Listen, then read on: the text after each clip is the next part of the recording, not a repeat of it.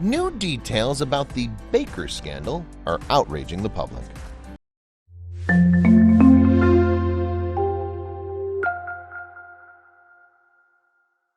Walking into Heritage USA was like walking into Eden. If you were a devoted Christian, then Jim and Tammy Faye Baker were a little like the Adam and Eve of Heritage USA, only older, richer, and depending on who you ask, far less well-intentioned. The Bakers' fall from grace didn't come in the form of an apple, but in the form of a hotel room. What happened in that room sent their own version of Eden crumbling down. Before we begin, make sure to smash that like button, subscribe to our channel, and click the notification bell for more amazing videos. I believe that if Jesus were alive today, he'd be on TV. This was Jim Baker's response to those who criticized his preaching methods. A lifelong Christian, Jim Baker felt it was his mission in life to preach the gospel to anyone who'd listen. Luckily for him, TV cameras made doing so a lot easier. When he and his wife, Tammy Faye, founded the PTL, Praise the Lord, satellite network in 1974, their goal was simply to spread the good word to as many people as possible. At least, that's what they said when the cameras were rolling. With their southern drawls and trusting smiles, it was hard not to like them. You see, Jim and Tammy Faye Baker were not known only for their preaching, but also for their charisma. Ideas that sounded silly on paper, a puppet show depicting scenes from the Bible, became hits when Jim and Tammy Faye took the reins. As PTL satellite network grew, so did their influence. The Bakers' impassioned preaching, mixed with near-constant appeals for money, rubbed some people the wrong way. But their adoring audience wouldn't get enough. If Jim's prayers for cash ever seemed insincere, he had a secret weapon to help balance things out: Tammy Faye. It was often Tammy Faye's job to interview less fortunate audience members and fans, and her genuine emotion shone through. Her sincerity and extroverted personality made her rise to fame even quicker than her husband. Unlike most televangelists in the 1970s, Tammy Faye wasn't afraid to talk about taboo subjects. During the height of the AIDS epidemic, Tammy Faye spoke out about her fellow Christians' inability to show compassion for others. How sad that we as Christians, who we are supposed to be able to love anyone, are afraid so badly of an AIDS patient that we'll not go up and put our arm around them and tell them that we care.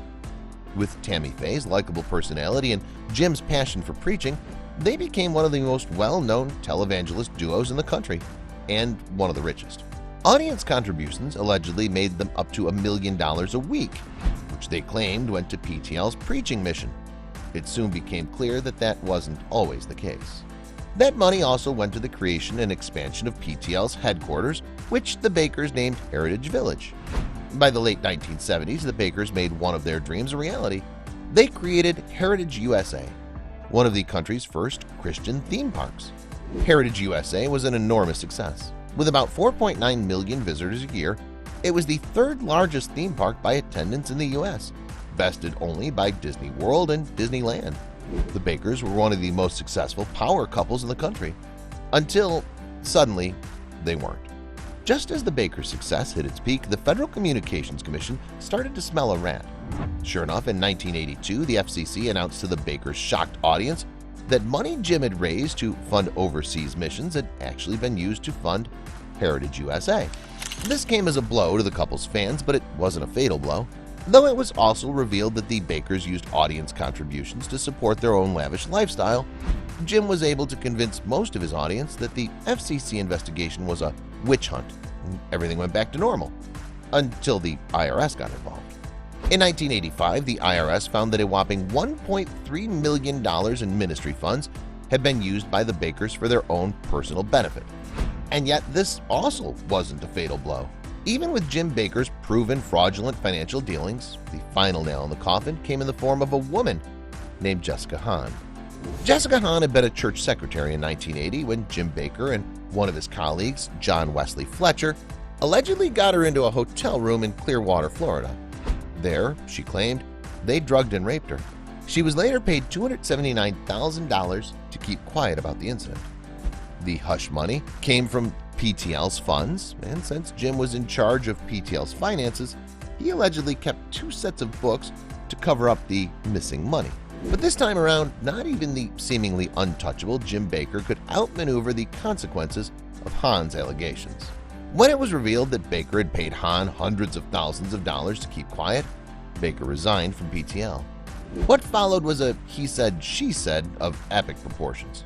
Hahn stuck to her story, while Baker claimed that the sexual encounter, while illicit, was entirely consensual. The story of the fallen televangelist and the destruction of their multi-million-dollar empire made the Bakers even more famous than they'd been before. Though Baker denied raping Hahn, the spotlight had once again focused on him and PTL's shady finances.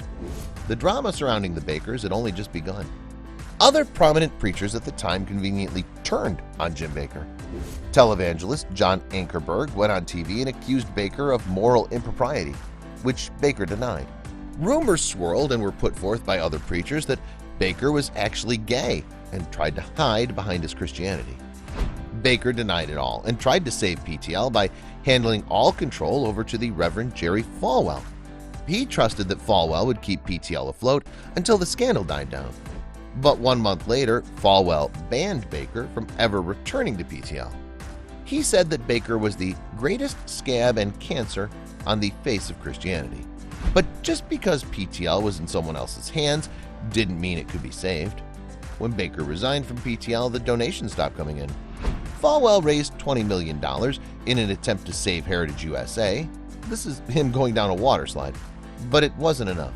By October, Falwell and the rest of the PTL board resigned. Meanwhile, Jessica Hahn became a celebrity practically overnight. She wrote a book about her experience with Baker and even became a model and actress. She posed for Playboy and became a regular on Howard Stern's radio show. Life for the Bakers, however, was far less glamorous.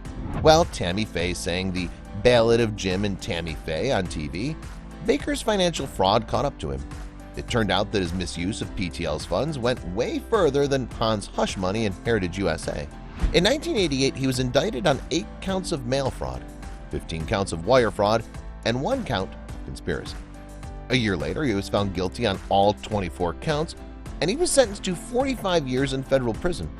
At the sentencing, Judge Robert Daniel Potter said that those of us who do have a religion are sick of being saps for money-grubbing preachers and priests. This statement would come back to haunt him. You see, just 5 years after his conviction, Jim Baker was released from prison. The court ruled that Judge Potter's statement proved that his own religious beliefs had influenced his ruling. But just because Baker was released from prison didn't mean he was free. Baker's problems hadn't gone anywhere. Don't forget to subscribe for more inspirational stories.